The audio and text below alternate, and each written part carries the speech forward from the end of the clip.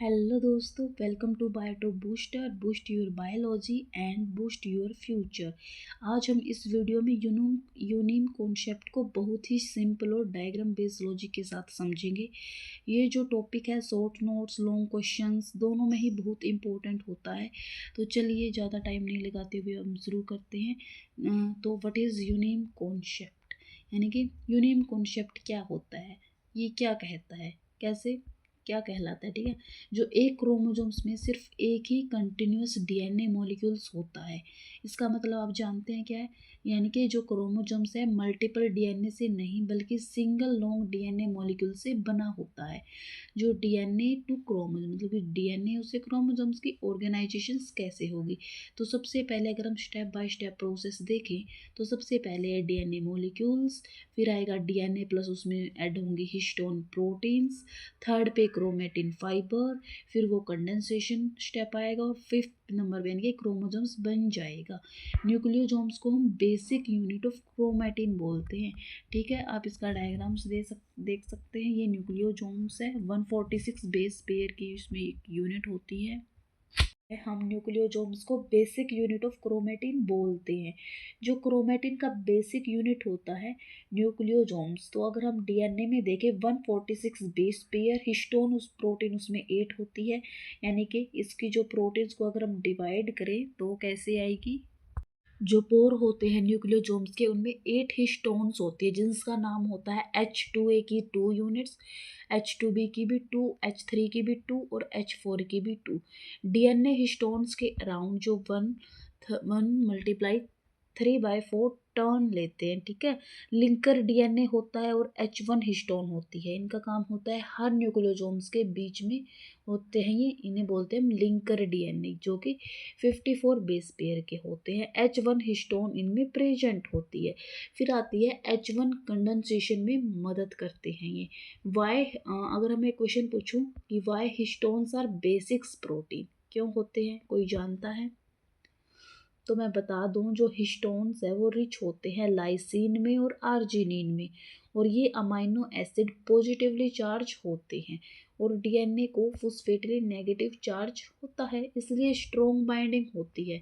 जो non histones protein होती है डीएनए का स्कोफोल्डिंग में हेल्प ये हो सकता है। ठीक है, जो नॉन हिस्टोन्स प्रोटीन है वो डीएनए के स्कोफोल्डिंग में हेल्प करती है, जैसे कि स्ट्रक्चरल में, एंजाइमेटिक में, रेगुलेटरी में। जो हिस्टोन्स होती है वो स्ट्रक्चरल प्लस रेगुलेटरी मिलकर बनती है। क्रोमोनीमा एंड क्रोमोमीरा क्रोमेटिड के अंदर कंडेंस्ड डीएनए को कहते हैं। क्रोमोनीमा के पर बीड्स लाइक स्ट्रक्चर होते हैं और जो क्रोमोमिया है वो प्लूटोनेमिक प्लस पैरानेमिक कोइलिंग की होती है। तो आप इस स्ट्रक्चर में देख सकते हैं जो एंड्स है ये टीलोमियर है, ये हमारा सेंट्रोमियर काइनेटोकोर था, ये सेकेंडरी कंस्ट्रक्शन है, और ये यहाँ पे सेंट्रोमियर के पास होती है प्राइमरी कंस्ट्रक्शंस।